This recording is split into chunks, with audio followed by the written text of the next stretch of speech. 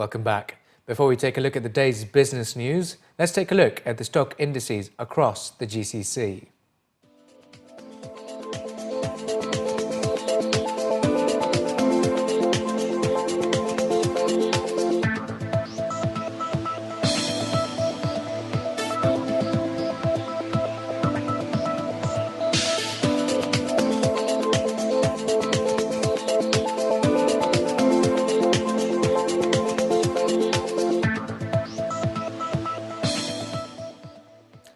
And in our top business story, Abu Dhabi National Oil Company, ADNOC, will take full control of the ADCO oil concession when the decades-old partnerships with some of the world's biggest oil companies ends in a few days' time.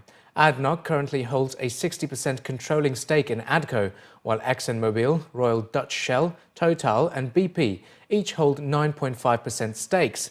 After 11th of January, ADNOC will take 100% of the interests in the concessions in what is seen by many industry observers as a temporary measure, while Abu Dhabi decides whether to allow its biggest Asian oil customers to get involved.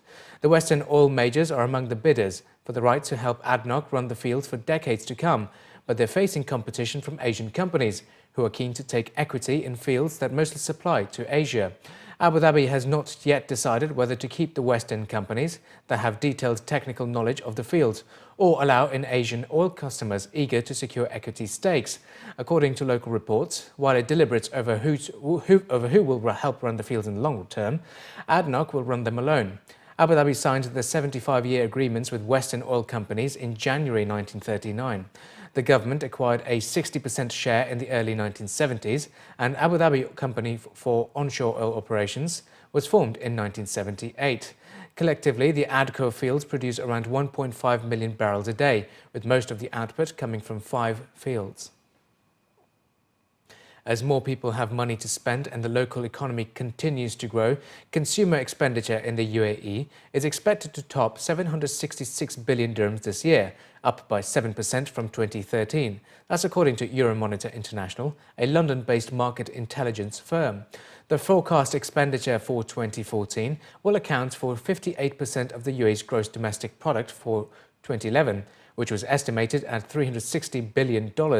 According to local reports, the data showed that consumer spending has been steadily rising from 668 billion dirhams in 2012 to 715 billion dirhams last year, owing to improved optimism and non-stop retail expansion, among others.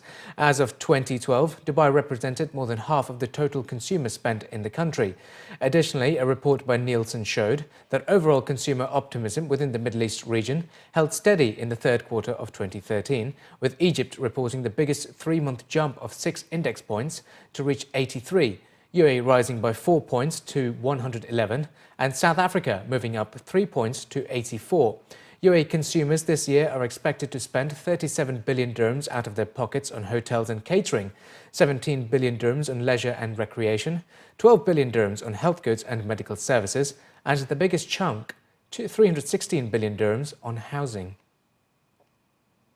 Marriott International has announced the opening of 2 new properties in Dubai. It kickstarts the company's Middle East and Africa expansion. At present, the Marriott Hotels brand has 16 hotels in 7 countries across the MENA region, with over 5,000 rooms. By 2017, there will be a further 12 properties across the region, raising the room count by nearly 3,000 rooms.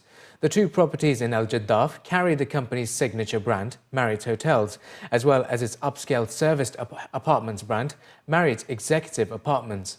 Both are situated in close proximity to Zabil Palace and offers scenic views of the Sheikh Zayed Road, Business Bay and the world's tallest building, Burj Khalifa. Dubai Marriott Hotel Al Jaddaf and Marriott Executive Apartments Al Jaddaf are 10 minutes from each of these locations, as well as Dubai International Airport, Dubai Mall and the Gold Souk.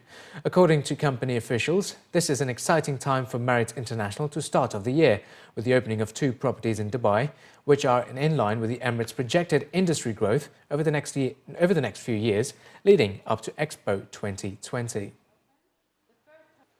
Marriott see Dubai as a key market for us.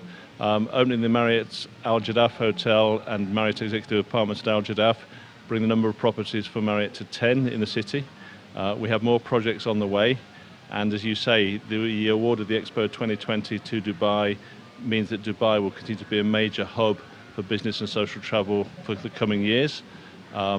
We see Dubai almost doubling its travellers through the airports over the next 5 to 7 years. So clearly there's opportunities for us to open more hotels in this market. So it's a key market for Marriott as well as for other international brands. The Dubai Marriott Hotel Al Jaddaf is the first Middle East and Africa property to open as per the new brand transformations that Marriott Hotels has been going through globally since last year.